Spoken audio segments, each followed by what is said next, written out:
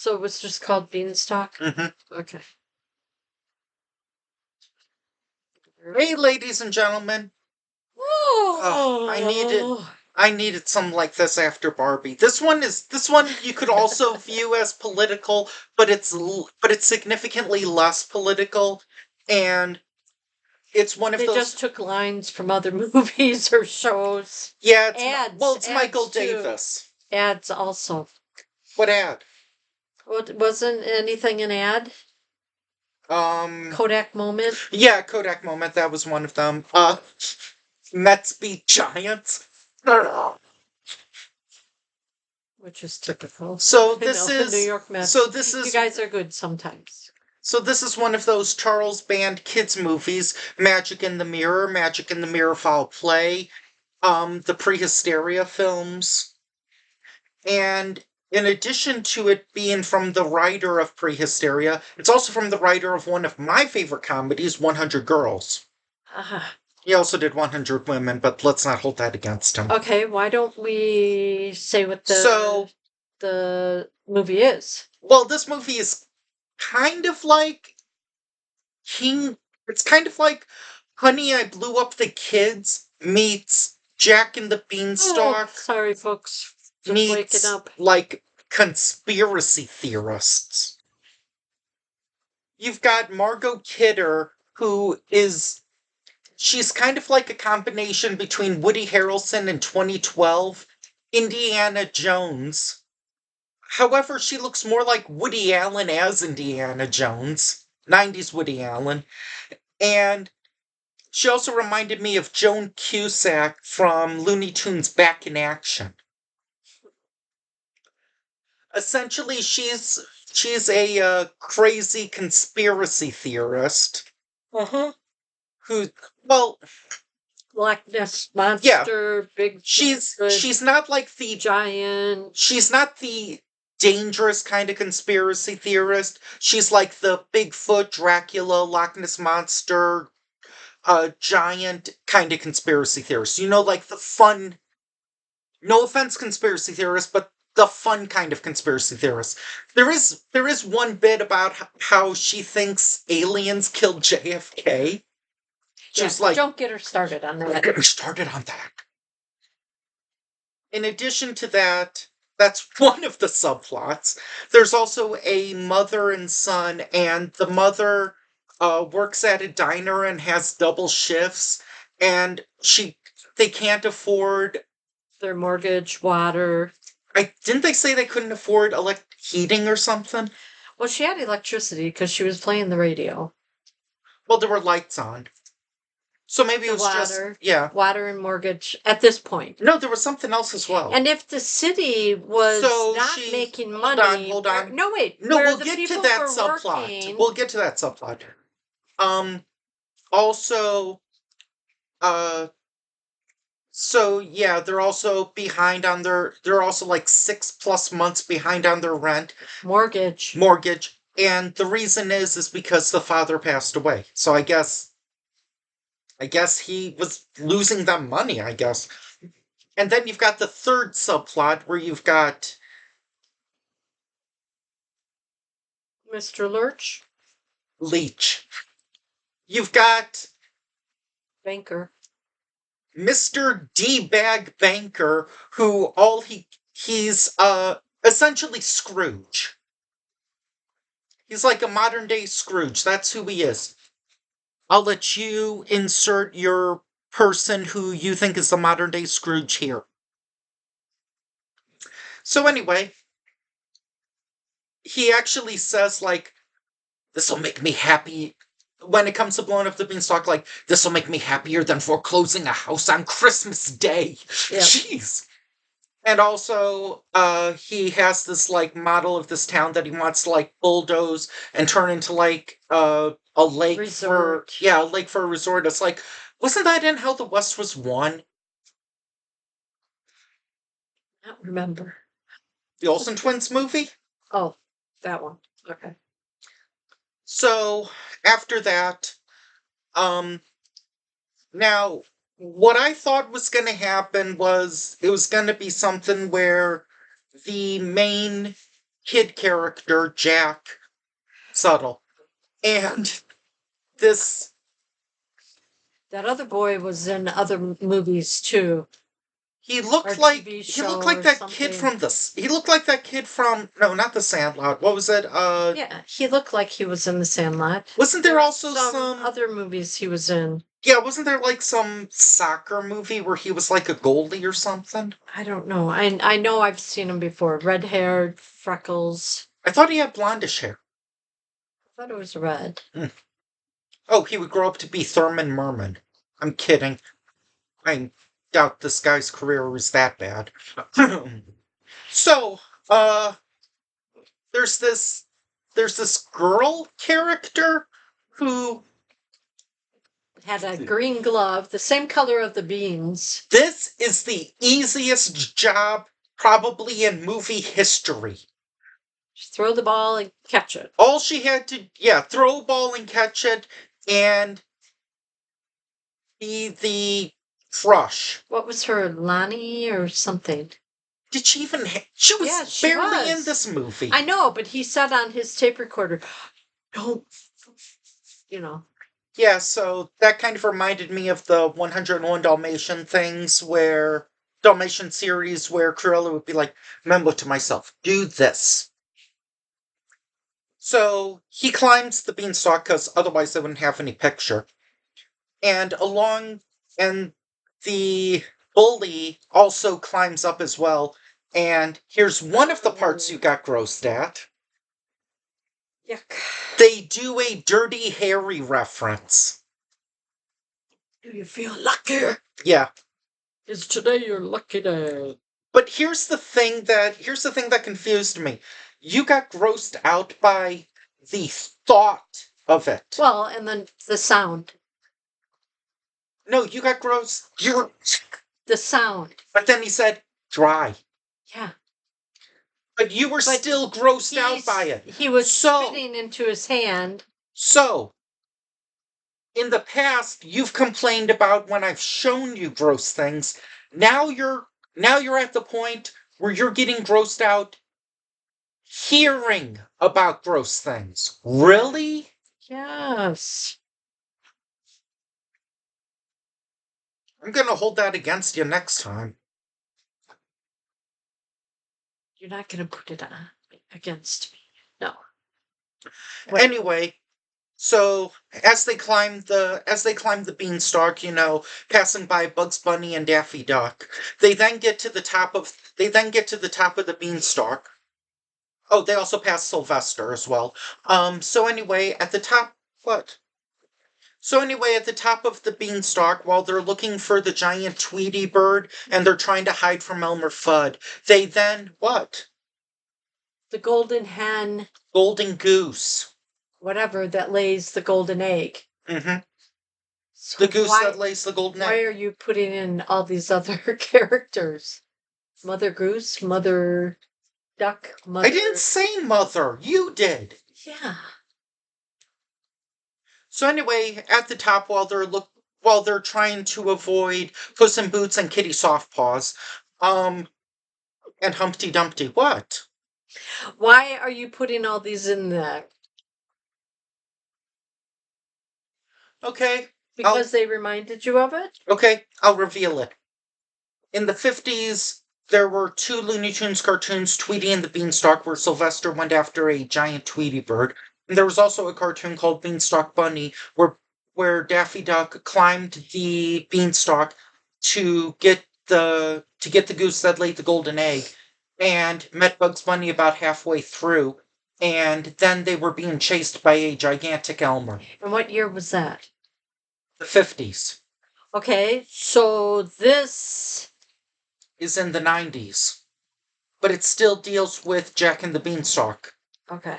And if you're wondering why I referenced Puss in Boots and Kitty Softpaws, it's because that was the plot of the Puss in Boots movie. And Humpty Dumpty was also in that as well. Are you happy that I explained the joke? It wasn't a joke. They were cartoons. Are you happy that I explained the reference? Yes. Anyway. Because you were talking in another realm. So, this is I kind of wish there was more of this family. It was kind of funny The hearing. Giants family? Yeah, or the little Giants people? family. It was kind of funny seeing like their version. Like there was a what was they showed a picture of an astronaut and they were like, you see these small people, they have one giant eye and they have long tails. There's also like UFO? The plane? oh yeah. And there's also a reference to like UFO landings where it's like it's a toy, but it's like it's meant Like to a be frisbee? yeah, it's meant to be a frisbee, but the father like throws it and then it lands and I'm like, "Oh, that explains that stuff." Also there's Cosmo, like Cosmopolitan, but it's Kosmo. Yeah. There's it's And also her nails were funky. I mean, they were like high ridged. And she was painting them. yeah, that And was then he was getting phone calls I from don't the neighbors. and his mother. Oh, Mom! Also they they couldn't use I guess they couldn't use copyright terms, Mm. so they changed it. Like there's cover your ears. Just say it. Okay. There's a part where they go into build a thing with a bunch of cockroaches, like a roach trap, but it's usually called the Roach Motel. In this, it was called the Roach Hotel, so they wouldn't get sued. Which is funny because Jack even says the Roach Motel, so I guess that might have been changed in post. I don't know. And then, people, we did not do this on purpose. There's another Barbie reference. So Her back to back dolls. back to back Barbie movies. Who knew that could happen? Where are my dolls? Are they in So your toy box? so anyway, the Jack dresses up like G.I. Joe and the bully dresses up as Ken, but they can't use those terms, so it's G.I. Jim and Kent. Kent. Kent. Mhm. Just not Kent. Just Kent. The father, when I heard him, I was like, he sounds familiar. Yeah, you had to look it up. I had to look it up and I was like, that's where he's from, or that's where I've seen him, and I was like, how did I not know he was also in that? What about Lurch? Oh, he's an actor. He was on episodes of Night Court. The first round. Yeah. Yeah. He passed away a few years ago. So did Margot Kidder, rest in peace. She I I'm guessing she was having the time of her life just being this over the top crazy person. Fun crazy, not sad crazy. I want to make that acknowledged. I think you did. But anyway, the giant. You want to know where I've seen where he was from? He was he was like the head commander in the Xenon movies. Ah, And did you ever see the sitcom Dinosaurs? no. He was the father. He was the voice of the father, Earl Sinclair. Sorry, but I never saw that show. Okay.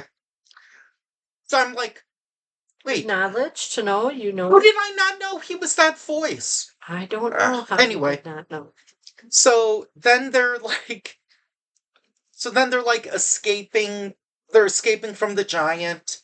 There's one part where uh you thought it was a needle Well, because on the table was a spool of thread and a thimble. when it was really a splinter. First, Jack gets caught on the splinter, and also, this movie references E.T. Um, and Leave It to Beaver. Okay, thank you, Michael Davis. Um, so then there's there's a gag with Pepper, which you found disgusting. Well, because it made him sneeze. Slime. Ugh. Did you not think that was going to happen with Pepper? Oh. He was going to sneeze that much. Yeah.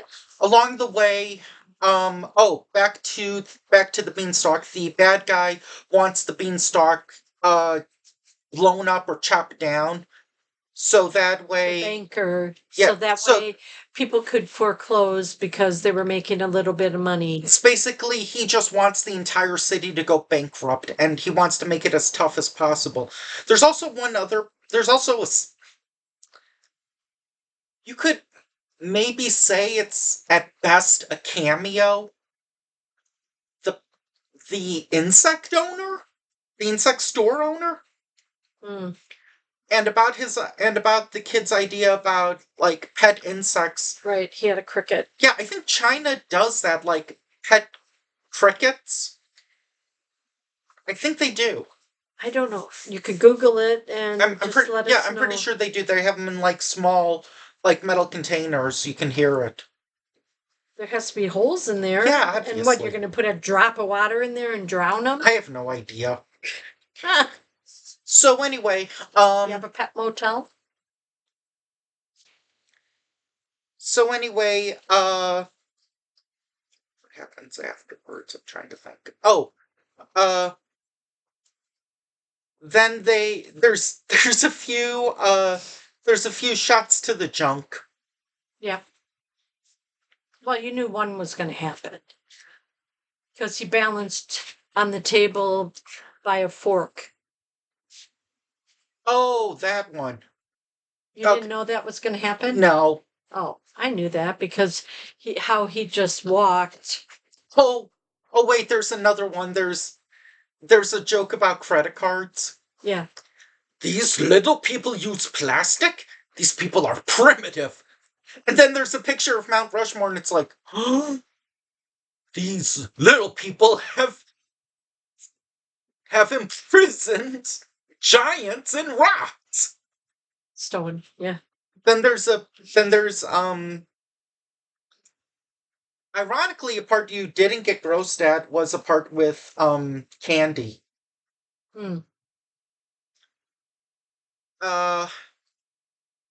Then finally the little girl is seen again for her third scene in the movie, where I thought she was going to have a bigger role. I thought it was going to be kind of like Pre-Hysteria. Yeah, she was at the bus stop, and then she was at the house when the banking lurch took her ball and tossed it.